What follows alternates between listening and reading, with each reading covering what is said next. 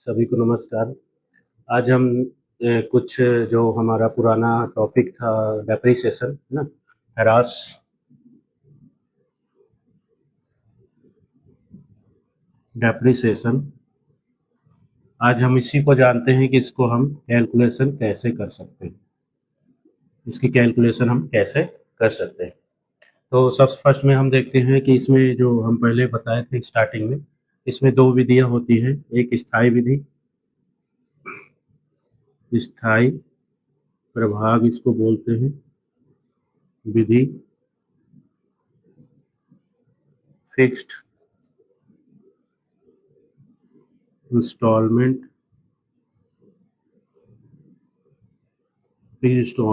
Methods.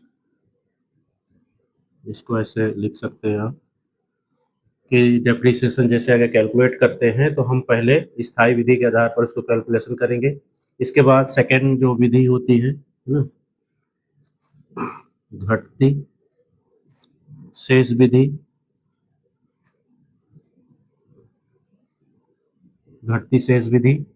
Diminishing balance methods.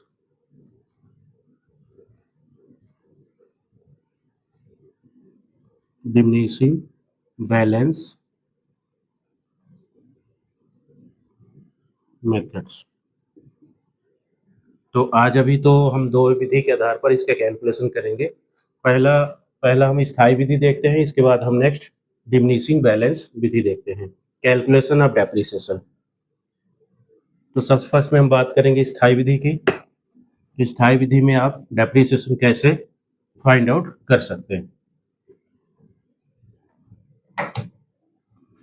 ह्रास की गणना ऐसे लिख सकते हैं, कैलकुलेशन ऑफ डेप्रिसिएशन।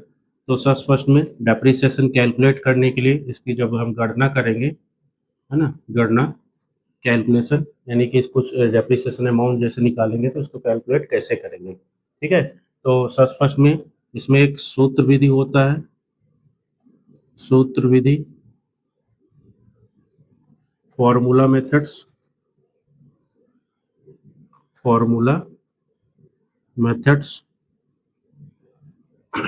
और दूसरा आपका आ जाएगा प्रतिशत विधि। ये कहीं लिखा हो के नहीं मिल सकता, कुछ डिटेल आप जब बुक पढ़ेंगे तो उसमें आपको मिल जाएगा।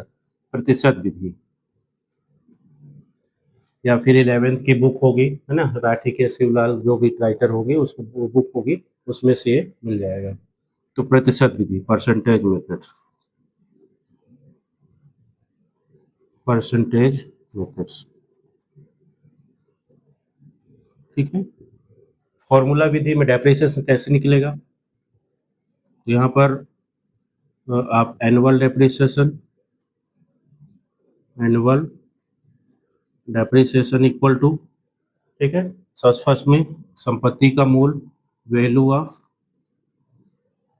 ऑफ एसेट्स, जितने भी संपत्ति का मूल है उसको लिखेंगे हम, है ना, या कॉस्ट ऑफ एसेट्स इसको लिख सकते हैं। वैल्यू आप लिखेंगे, कॉस्ट ऑफ एसेट्स लिखेंगे।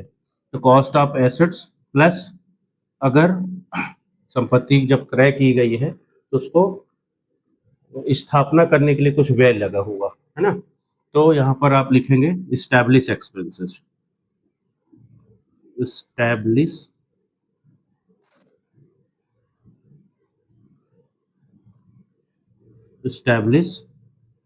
एक्सपेंसेस, ठीक है। माइनस कर देंगे स्क्रैप वैल्यू और शेष मूल। ये फॉर्मूला विधि में ऐसा आप निकालेंगे। फॉर्मूला विधि जब करेंगे तब आप ये फॉर्मूला लगा देंगे, यानी कि annual depreciation, cost of assets या value of assets plus establish expenses, स्थापना व्यय, माइनस स्क्रैप वैल्यू, अवशेष मूल या कबाड़ मूल, या फिर उसको आप अवशेष मूल ही बोलते हैं। तो इस टाइप से इसको निकालेंगे। Divide by life of assets, संपत्ति का जीवन काल, लाइफ ऑफ एसेट्स, तो संपत्ति का जीवन काल। तो इस टाइप से आप कैलकुलेट जब करेंगे तो आपका डेप्रिसिएशन कैलकुलेट होके आ जाएगा। एनुअल डेप्रिसिएशन, 1 साल का हम डेप्रिसिएशन यहाँ पर निकाल सकते हैं। फॉर एग्जांपल, जैसे मान लीजिए संपत्ति का जीवन काल मान लीजिए सॉरी संपत्ति का जो कॉस्ट है वो 20,000 है, उसमें 2,000 इस्टेब्लिश वैल्यू लगा हुआ है ना, स्थापना मूल्य लगा है, और 1,000 रुपये 1,000 रुपीज स्क्रैप वैल्यू है, ठीक है। और उसका जो संपत्ति का जीवन काल है वो 10 वर्ष है, तो divide by 10 year equal to, इसको जब सॉल्व करेंगे है ना, तो 22,000 minus 1,000 divide by 10 equal to, इसको जब हल करेंगे 21,000 और यहाँ पर 10, क्लियर, इक्वल टू आ जाएगा 2,100। तो ये आपका 1 साल का डेप्रिसिएशन है, क्योंकि डेप्रिसिएशन हर साल चेंज नहीं होता है, ठीक है। जो स्थायी विधि है वो हर साल 1 साल अगर डेप्रिसिएशन आप निकाल दिए तो ये हर साल कंटिन्यू चलते रहता है। और असल में तो डेप्रिसिएशन हम 2,100 जो निकाले हैं वो every year cost of assets है, उसमें हम माइनस करते हुए चल देंगे जब तक कि संपत्ति का जो वैल्यू है या तो बराबर हो जाए या 0 हो जाए। तो इस टाइप से हम स्थायी विधि से संपत्ति का जो डेप्रिसिएशन है उसको हम कैलकुलेट कर लिए। क्लियर हुआ? जिसमें से जो स्थायी विधि है ये स्थायी विधि के आधार पर है ना, स्थायी विधि के आधार पर है ये, फिर इंस्टॉलमेंट मेथड्स के आधार पर है, ठीक है। परसेंटेज विधि में जो मेथड्स है वो डेप्रिसिएशन कैलकुलेट करने के लिए वो थोड़ा सा कुछ उसमें चेंज है।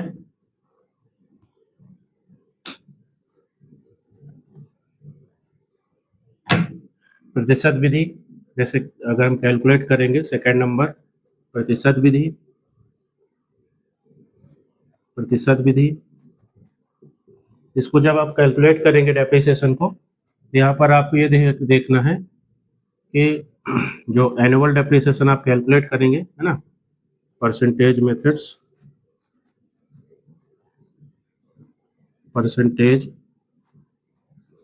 मेथड्स इक्वल टू है ना, तो एनुअल डेप्रिसिएशन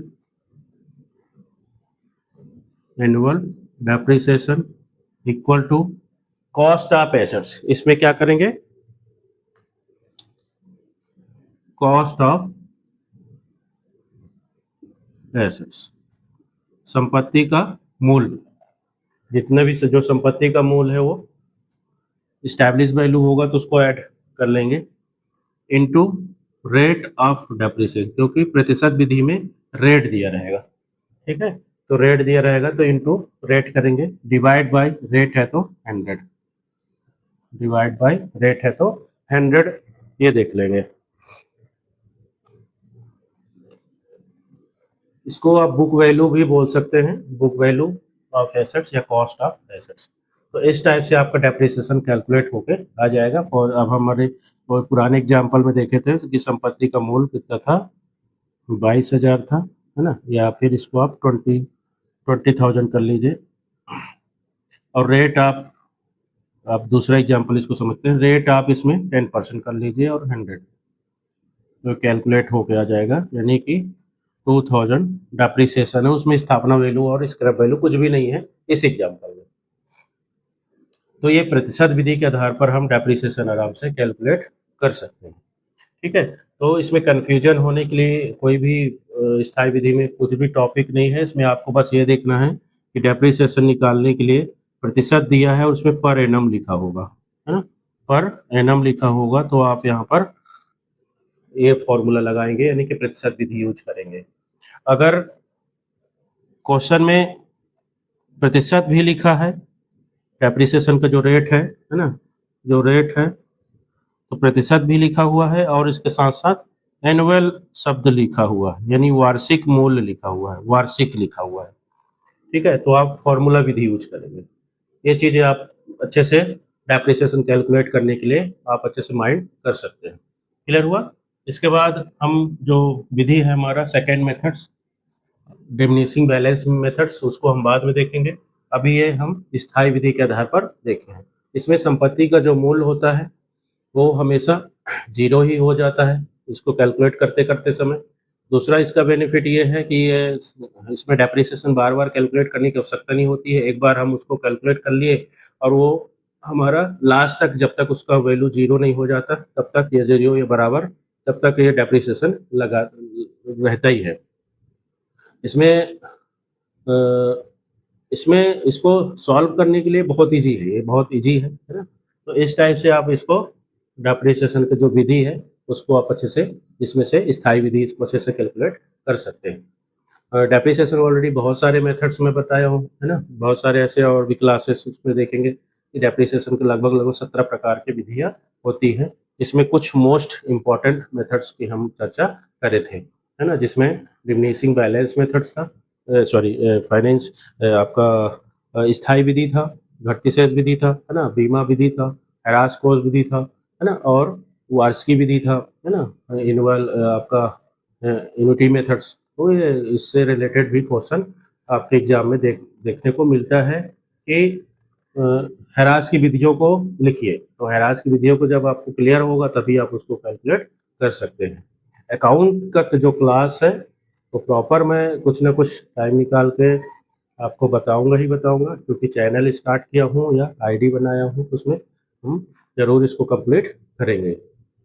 और आप लोग का सपोर्ट मिल रहा है, सपोर्ट के लिए बहुत बहुत धन्यवाद। बहुत रिस्पॉन्स भी मिल रहा है ना? उसके लिए भी बहुत-बहुत धन्यवाद।